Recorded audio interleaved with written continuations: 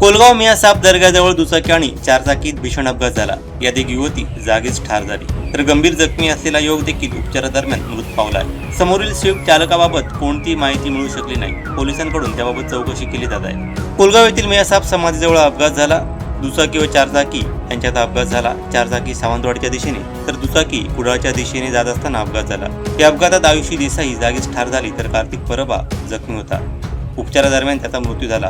हा अपघात एवढा भीषण होता की दुचाकीवरील युवक व युवती रस्त्यावर फेकले गेले. या दोघे गंभीर जखमी झाले तर समोरून येणारी स्विफ्ट कार शेजारील गटारात गेली.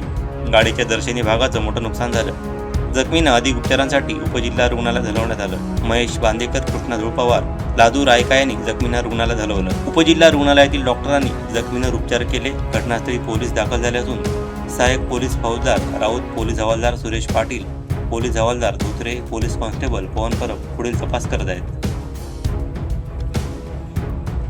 कोलगाव मियासाहेब समाधीस्थळी हा अपघात झालेला पाहायला मिळतो. एक चारचाकी गाडी स्विफ्ट आणि दुचाकी यांच्यात हा अपघात झाला. भीषण अपघात झाला. यात एक युवक गंभीर झाला आहे. अद्याप त्यांची नावं समजू शकलेली नाही. नेमकी ही स्विफ्ट कार कोणाची आहे तेही समजू शकलेलं नाही. मात्र मोठ्या प्रमाणात गर्दी जी आहे ती या ठिकाणी झालेली आहे. पोलीस घटनास्थळी दाखल झालेत.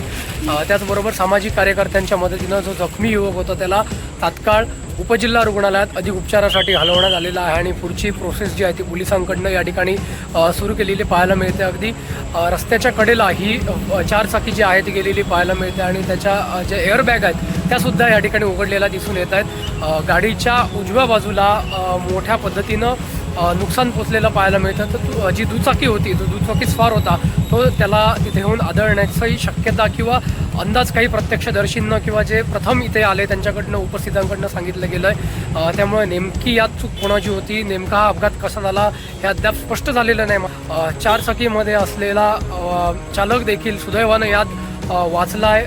त्यालाही मोठी हानी झालेली नाही.